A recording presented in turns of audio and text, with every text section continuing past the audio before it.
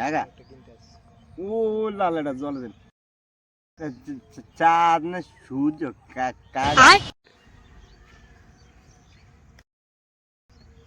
কাকা এটা তো কি রে এটা বাতি জ্বলে। আচ্ছা কাকা আমি তো কইতে পারি না। ও এক ভাইয়া যা এই বাইরে ডাক দিছে পাগল হয়ে যাব আমি। কাকা এটা মানুষ না গরু ছাগল? কাকা রে চোখের ভিতর তো বাতি জ্বলে।